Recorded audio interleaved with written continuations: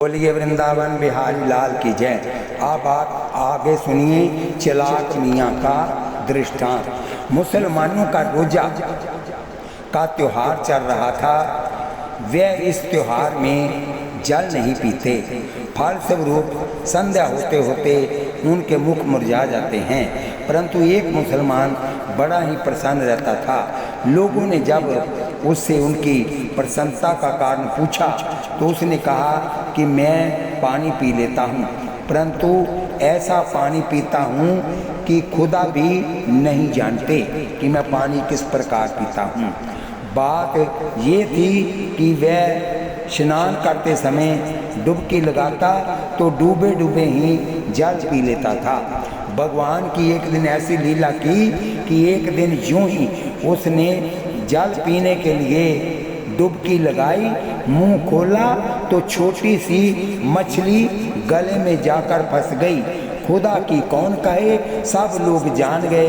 वैसे ही हिरण्यकशिपु ने भी अपनी समझ से मृत्यु का दरवाजा बंद ही कर लिया था, किंतु भगवान ने जब चाहा तो उसकी मृत्यु का दरवाजा खोल ही दिया। बोलिए बांके बिहारी लाल की जय। कई लोग भगवान को भी धोखा देने की कोशिश करते हैं। वर प्राप्त कर उसने संपूर्ण दिशाओं, तीनों लोकों तथा देवता, असुर, नर, गंधर्व, गरुड़, सर्प, सिद्ध, चारण, विद्याधर, ऋषि, पितृगणों के आदिपति, मनु, यक्ष, राक्षस, पिशाचपति, भूत और प्रेतों के नायक तथा संपूर्ण जीवों के स्वामियों को जीतकर आपने वशीभूत कर लिया। इस प्रकार हिरण्यकशिपु उस विश्वजीत असुर ने अपने पराक्रम से संपूर्ण लोकपालों के स्थान छीन लिए। स्वयं इंद्र भवन में रहने लगा। उसने दैत्यों को आज्ञा दी कि आजकल ब्राह्मणों और क्षत्रियों को बहुत बढ़ती हो गई है। जो लोग तपस्या, व्रत, यज्ञ, स्वाध्याय आदि, दान आदि शुभ कर्म कर रहे हैं, उन सबों को मार डालो। विष्णु की जड़ है द्विजातियों का कर्म धर्म और वही धर्म का परम आश्रय है। दैत्यों ने जाकर वैसा ही किया, परंतु यहाँ त्रैलोक्य में इस प्रकार धर्म का नाश किया जा रहा था। और हिरण्यकशिपु के पुत्रों में प्रहलाद जी जन्म से ही भगवत भक्त थे। 5 वर्ष की अवस्था में वह अपने पिता को भगवत भक्ति का पाठ सुना रहे थे। अपने शत्रु विष्णु का इसे भक्त जानकर उसने ये निश्चय कर लिया कि ये अपना शत्रु है जो पुत्र रूप से प्रकट हुआ है, अतः उसे मार डालने की आज्ञा दी। पर दैत्यों के सब प्रयोग व्यर्थ हुए। तब हिरण्यकशिपु को बड़ी चिंता हुई। उसने बड़े बड़े मत वाले हाथियों से कुचलवाया, विषधर सांपों से डसवाया, कृत्या राक्षसी उत्पन्न कराई कि प्रहलाद को खा ले। पहाड़ों पर से नीचे गिरवाया, शंबरासुर से अनेकों प्रकार की माया का प्रयोग कराया, विष दिलाया, दहकती आग में प्रवेश कराया, समुद्र में डुबाया इत्यादि अनेक उपाय मार डालने के लिए किए, पर उसका बाल भी बांका नहीं हुआ। गुरु पुत्रों की सलाह से वह वर्ण पाश से बांध कर रखे जाने लगे कि कहीं भाग न जाए। और गुरुपुत्र इन्हें अर्थ, धर्म और काम की शिक्षा देने लगे। छुट्टी के समय प्रहलाद जी ने समवयस्क असुर बालकों को भगवत भक्ति का स्वरूप बताया, जिसे सुनकर सब सहपाठी असुर बालक भगवान निष्ठ हो गए। ये देखकर पुरोहित ने जाकर सब हाल हिरण्यकशिपु से कहा। सुनते ही उसका शरीर क्रोध के मारे थर थर कांपने लगा और उसने ब्रह्मा जी को अपने हाथ से मार डालने का निश्चय किया। उन्हें बुलाकर बहुत डांटा, झिड़का और पूछा कि तू किसके बल पर मेरी आज्ञा के विरुद्ध काम किया करता है। प्रहलाद जी ने उसे सर्वात्मा सर्वशक्तिमान भगवान के स्वरूप का उपदेश दिया। वह क्रोध से भरकर बोला, देखूं वह तेरा जगदीश्वर कहाँ है? अच्छा, क्या कहा? वह सर्वत्र है, तो इस खंबे में क्यों नहीं दिखता? अच्छा, तुझे इस खंबे में भी दिखता है। मैं अभी तेरा सिर अलग करता हूँ, देखता हूँ तेरा ये हरि तेरी कैसे रक्षा करता है। वह मेरे सामने आवे तो सही इत्यादि कहते कहते जब वह क्रोध को संभाल न सका तब सिंहासन पर से खड्ग लिए कूद पड़ा और प्रहलाद जी के ये कहते ही कि हाँ वह खंबे में भी है, उसने बड़े जोर से खंबे को एक घूंसा मारा। उसी समय खंबे से बड़ा भारी शब्द हुआ। घूंसा मारकर वह प्रहलाद जी को मारने के लिए झपटा था, परंतु उस अपूर्व घोर शब्द को सुनकर वह घबराकर देखने लगा कि शब्द करने वाला कौन। इतने में उसने खंबे से निकले हुए एक अद्भुत प्राणी को देखा।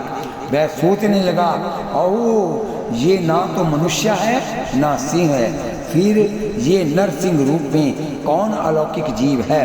इस पर उदेड़ बुन में लगा ही हुआ था कि उनके बिल्कुल सामने नरसिंह भगवान खड़े हो गए। श्री नरसिंह भगवान की जय। श्री नरसिंह भगवान के इस समय के विकराल स्वरूप का वर्णन श्रीमद् भागवत में इस प्रकार है। तपाए हुए सोने के समान पीली आंखें, दाढ़ें बड़ी पैनी तलवार की तरह लपलपाती हुई, शूरे की धार के समान तीखी जीभ, तेजी भौहें, कान निश्चल एवं ऊपर को उठे हुए, फूली हुई नासिका और पर्वत कंदरा के समान खुला हुआ मुख, बड़े ही भयंकर फटे हुए जबड़े, स्वर्ग का स्पर्श करने वाला शरीर, नाटी मोटी गर्दन, छाती चौड़ी, कमर बहुत पतली, सारे शरीर पर चंद्र समान चमकीले रोएं, चारों ओर सैकड़ों भुजाएं फैली हुई थी, जिनके बड़े बड़े नख आयुध का काम देते थे। भगवान उससे बड़ी देर तक खेलवाड़ करते रहे। अंत में संध्या समय उन्होंने बड़े उच्च स्वर से प्रचंड भयंकर अट्टहास किया, जिससे आंखें बंद हो गई।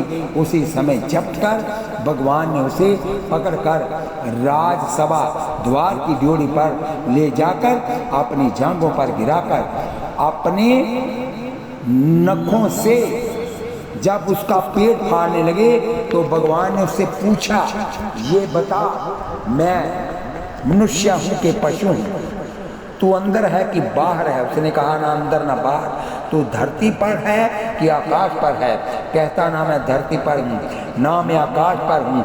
बोल, मेरे हस्तर में कोई अस्त्र है, कोई शस्त्र है? उसने कहा, नहीं, ले तेरी मैं सारी शर्तें पूरी कर देता हूँ। बता ये कौन सा महीना चल रहा है? भगवान ने एक 13वां महीना बना दिया, जिसको मल मास कहते हैं। और जब उसकी सारी शर्तें पूरी हो गई, भगवान ने उसके पेट को चीर कर उसकी आंतें गले में डाल दी। उस समय उनकी शोभा हाथी को मारकर गले में आंतों की माला पहने हुए मृगराज की सी थी। बोलिए वृंदावन बिहारी लाल की जय। अब डरता हुआ कोई भी देवी देवता उसके आगे न जाए। लक्ष्मी जी आई। ब्रह्मा जी ने कहा, जाओ, ये तुम्हारा पति है। लक्ष्मी ने कहा, ना ना, मैं नहीं जाऊंगी। मैंने ऐसा विकराल रूप अपने पति का नहीं देखा। ब्रह्मा जी ने शंकर को कहा, उसने भी इनकार कर दिया। ब्रह्मा जी भी नहीं जा रहे थे आगे। और नारद मुनि जी आए, भज मन नारायण नारायण नारायण। नारद जी ने कहा, जिसके लिए भगवान नरसिंह रूप धारण करके आए हैं उसी को आगे भेजो। प्रहलाद गए आगे और हाथ जोड़कर खड़े हुए। भगवान ने उसको गले से लगाया और अपनी जीभा के उसको मुख को चाटने लगे। चाटते चाटते देखा कि प्रहलाद की आंखों में आंसू भरे हुए थे। भगवान ने पूछा, बेटा तू क्यों रो रहा है, तेरी आंख में आंसू क्यों है? तो प्रहलाद ने कहा, मेरे पिता को नरक में नहीं भेजना, स्वर्ग में भेजना। भगवान ने कहा, वो देखो तुम्हारा पिता पुष्प विमान में मेरे पार्षद उसको ले जा रहे हैं। बोलिए बांके बिहारी लाल की जय, बोलिए लाडली लाल की जय, बोलिए जुगल सरकार की जय। इस प्रकार हिरण्यकशिपु का वध नरसिंह भगवान ने किया। कथा को सुनिए बड़े आराम से, आगे आगे और भी बढ़िया कथा आएगी। श्री वामनावतार की कथा, भगवान की कृपा से ही देवताओं की विजय हुई। स्वर्ग के सिंहासन पर इंद्र का अभिषेक हुआ, परंतु अपनी विजय के गर्व से देवता लोग भगवान को भूल गए और विषय परायण हो गए। इधर हारे हुए दैत्य बड़ी सावधानी से अपना बल बढ़ाने लगे। वे गुरु शुक्राचार्य जी के साथ साथ समस्त भृगुवंशी ब्राह्मणों की सेवा करने लगे, जिससे प्रभावशाली भृगुवंशी अत्यंत प्रसन्न हुए और दैत्यराज बलि से उन्होंने विश्वजीत यज्ञ करवाया। ब्राह्मणों की कृपा से यज्ञ में स्वयं अग्निदेव ने प्रकट होकर रथ घोड़े आदि दिए और अपना आशीर्वाद दिया। शुक्राचार्य जी ने एक दिव्य शंख और प्रहलाद जी ने एक दिव्य माला दी। इस तरह सुसज्जित हो सेना सहित उन्होंने जाकर अमरावती को घेर लिया। देवगुरु बृहस्पति के आदेशानुसार देवताओं सहित इंद्र ने स्वर्ग को छोड़ दिया और कहीं जा छुपे। विश्व विजयी हो जाने पर भृगुवंशियों ने बलि से 100 अश्वमेघ यज्ञ करवाए। इस तरह प्राप्त समृद्ध राज्य लक्ष्मी का उपभोग ने वे बड़ी उदारता से करने लगे। अपने पुत्रों का ऐश्वर्य राज्य आदि छीन जाने से माता अदिति बहुत दुखी हुई। अपने पति कश्यप के उपदेश से उन्होंने पयोव्रत किया। भगवान ने प्रकट होकर कहा कि ब्राह्मण और ईश्वर बलि के अनुकूल हैं, इसलिए वह जीते नहीं जा सकते। मैं अपने अंश रूप से तुम्हारा पुत्र बनकर तुम्हारे संतान की रक्षा करूंगा। फिर तो भद्रपद शुक्ल 12 के मध्याह्न काल में अभिजित मुहूर्त में भगवान प्रकट हुए और कश्यप अदिति के देखते देखते उसी शरीर से वामन बौना ब्रह्मचारी का रूप धारण कर लिया। ठीक वैसे ही जैसे कोई नट अपना वेश बदल ले, भगवान को वामन ब्रह्मचारी के रूप में देखकर महर्षियों को बड़ा आनंद हुआ। उन लोगों ने कश्यप प्रजापति को आगे करके उनके जात कर्म और संस्कार करवाए। जब उनका उपनयन संस्कार होने लगा तब सूर्य ने उन्हें गायत्री का उपदेश दिया, बृहस्पति ने यज्ञोपवीत और कश्यप ने मेखला दी। पृथ्वी ने कृष्ण मृग चरम, वन के स्वामी चंद्रमा ने दंड, माता अदिति ने कौपीन और उत्तरीय वस्त्र, आकाश के अभिमानी देवता ने छत्र, ब्रह्मा ने करमंडल, सप्तऋषियों ने कुश और सरस्वती ने रुद्राक्ष की माला समर्पित की। कुबेर ने भिक्षा पात्र और साक्षात जगन माता अन्नपूर्णा ने भिक्षा दी। इस प्रकार ब्रह्मचार्य की दीक्षा पूर्ण हुई। उसी समय भगवान ने सुना कि सब प्रकार की सामग्रियों से संपन्न जसवी बलि भृगुवंशी ब्राह्मणों के आदेशानुसार बहुत से अश्वमेघ यज्ञ कर रहे थे। तब उन्होंने वहाँ के लिए यात्रा की। यात्रा के प्रसंग में एक बड़ी मधुर कथा आती है। श्री वामन भगवान जब बलि के यहाँ जा रहे थे तो मार्ग में एक गहरी नदी पड़ी और आप ठहरे। वामन अंगुली घात, उस पर भी हाथ में छतरी, लोटा, सोटा, लंगोटी, मुंजी, मेखला, कौपीन, करमंडल संभाल नहीं पाते थे। एक संभाले तो दूसरा गिरने लगता। भगवान की बड़ी अद्भुत लीला है। नहीं तो भला जिनके रोम रोम में कोटि कोटि ब्रह्मांड है, उनके लिए कौपीन करमंडल का क्या भार। नदी पार करना है, एक दो कदम भीतर जाते फिर बाहर निकल आते। देर तक ये भीतर बाहर जाने आने की लीला हुई। उस पर भजन में प्रवृत्त एक ब्राह्मण का ध्यान बरवश इधर आकृष्ट हुआ। वे वामन ब्रह्मचारी जी के पास आकर पूछे तो उन्होंने बलि की यज्ञशाला में जाकर दान दक्षिणा लेने की बात बताई। ब्राह्मण ने देखा ब्रह्मचारी है बड़ा तेजस्वी, बलि जी हैं बड़े उदार, दक्षिणा मोटी मिलेगी। अतः ब्राह्मण ने आदि दक्षिणा पर पहर करने का ठेका लिया। वामन जी ने स्वीकृति दे दी। ब्राह्मण ने वामन भगवान को कंधे पर चढ़ा लिया। प्रभु का मृदुल संस्पर्श होते ही ब्राह्मण को अभूतपूर्व सुख मिला। दर्शन से मन मोहित था ही, स्पर्श ने और भी अधिक मोहनी डाल दी। भगवान के औचित्यानंत सौंदर्य माधुर्या सौकुमार्या संभाषण संस्पर्श आदि के द्वारा अपहर्त चित्त ब्राह्मण की दृष्टि जब भगवान के श्री चरण कमल तल पर गई तो देखा रेख कुलिश ध्वज अंकुश सोए। विद्वान ब्राह्मण को समझते देर नहीं लगी, तुरंत जान गए कि ये साधारण भिक्षुक ब्रह्मचारी नहीं, ये तो स्वयं भगवान है। फिर क्या था, मन झूम उठा परमानंद के हिंडोले में। जब बीच धारा में पहुँचे तो बोले, मैंने आपको पहचान लिया, आप तो भगवान हैं। अब आपको मैं तभी छोड़ूंगा जब आप मुझे भवसागर से पार करने का वचन दे देंगे। प्रभु ने बात बताई। पंडित जी, आप ये क्या कह रहे हैं? मैं तो पिता श्री कश्यप जी, माता श्री अदिति का पुत्र हूँ, भिक्षा के लिए जा रहा हूँ। परंतु ब्राह्मण ने एक न मानी। वह तो जान चुका था, पहचान चुका था। अतः विवश होकर प्रभु ने उन्हें निज स्वरूप का दर्शन कराकर जीवन मुक्त कर दिया। फिर जब नदी पार हुए तो बोले, हमारे आपके बीच जो तय हुआ है सो उनके लिए आप भी हमारे साथ साथ चलिए। ब्राह्मण ने कहा, प्रभु वह तो अनजाने की बात थी, अब कछु नाथ न चाहिए मोरे। भगवान हंसते हुए चल दिए। राजा बलि नर्मदा नदी के तट पर भृगु कच्छ नामक क्षेत्र में भृगुवंशियों के आदेशानुसार एक क्षेत्र श्रेष्ठ यज्ञ का अनुष्ठान कर रहे थे। ठीक उसी समय हाथ में शस्त्र, दंड और जल से भरा कमंडल लिए वामन भगवान ने अश्वमेघ यज्ञ मंडप में प्रवेश किया।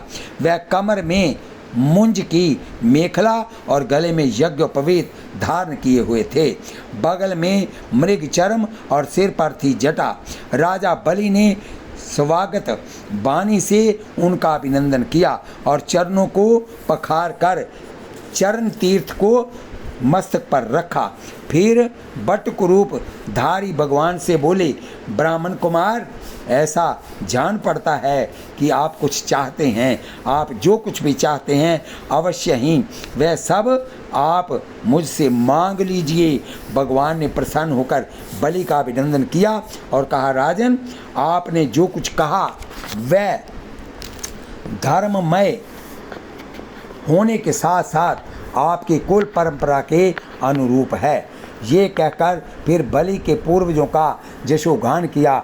बलि के पिता विरोचन की उदारता, पिता में प्रहलाद की भक्ति निष्ठा, प्रति पितामह हिरण्यकशिपु हिरण्याक्ष के अमित पराक्रम की प्रशंसा किए और बोले, मैं केवल अपने डग से 3 पग पृथ्वी चाहता हूँ। बलि जी हंस गए, वही हाल आपका है। भगवान ने कहा नहीं, कम मांगने में दृढ़ता हेतु नहीं है, संतोष हेतु है। बोलिए वृंदावन बिहारी लाल की जय। गोधन गज धन बाजी धन और रतन धन खान, जब आवे संतोष धन सब धन धूरी समान।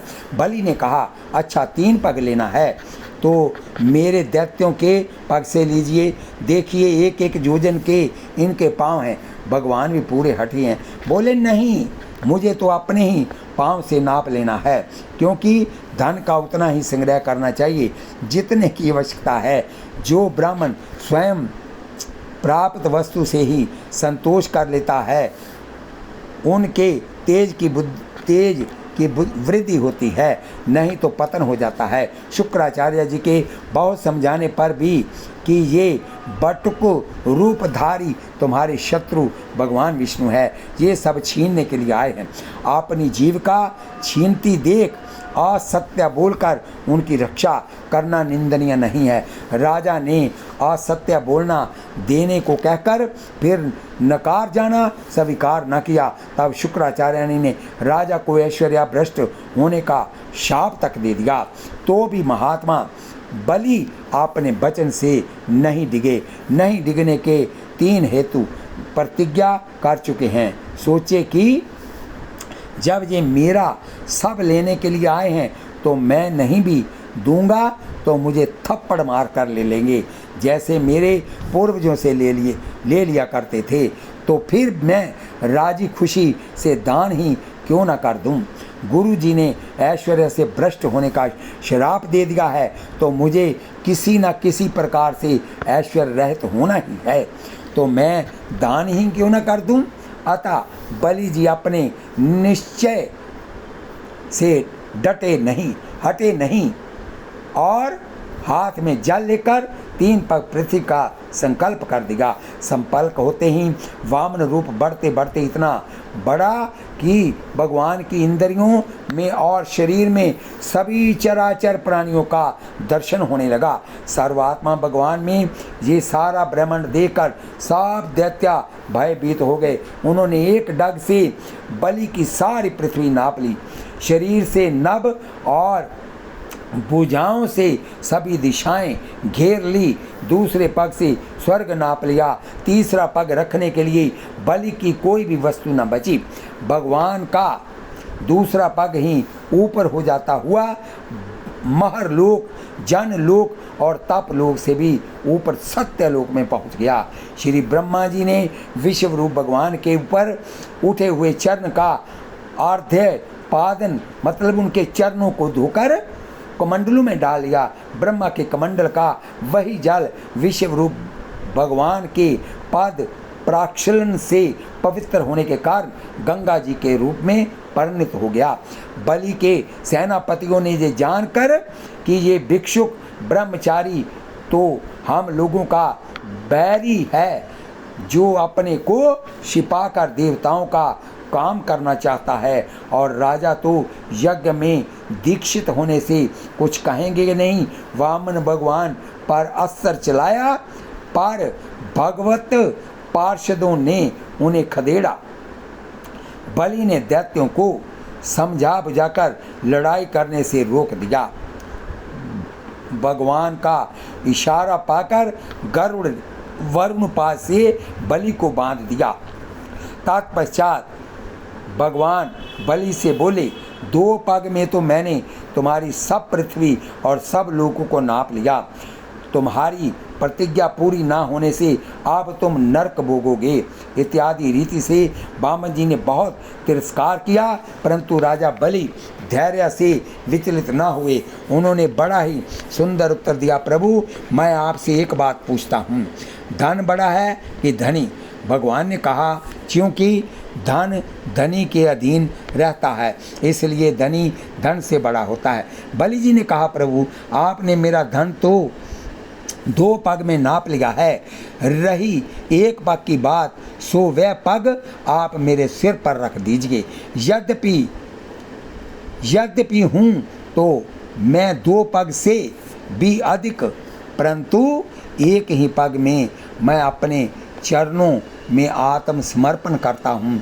भगवान बहुत प्रसन्न होकर ब्रह्मा जी से बोले, मैं जिस पर बहुत प्रसन्न होता हूँ उसका धन छीन लिया करता हूँ। मैंने इसका धन छीन लिया, राजपद से अलग कर दिया, तरह तरह के आक्षेप किए, शत्रुओं ने इसे बांध लिया, भाई बंधु छोड़कर चले गए। इतनी यातनाएं इसे भोगनी पड़ी, यहाँ तक कि इनके गुरुदेव ने भी इसे शाप दे दिया। परंतु इस दृढ़वर्ती ने प्रतिज्ञा नहीं छोड़ी। मैंने इससे छल भरी बातें की, मन में छल रखकर धर्मोपदेश किया, परंतु इस सत्यवादी ने अपना धर्म न छोड़ा। फिर राजा बलि को सुतल लोक में रहने की आज्ञा दी और अपूर्व वर दिए। राजा बलि के आप द्वारपाल बने। इस तरह बलि से स्वर्ग का राज्य लेकर इंद्र को देकर अदिति की कामना पूर्ण की और स्वयं उपेंद्र बनकर सारे जगत का शासन करने लगे। कश्यप और अदिति की प्रसन्नता के लिए तथा संपूर्ण प्राणियों के अभ्युदय के लिए समस्त लोगों के स्वामी के पद पर वामन जी का अभिषेक कर दिया गया। बोलिए वृंदावन बिहारी लाल की जय। इन शब्दों से मैं इस कथा को यहीं विश्राम देता हूँ।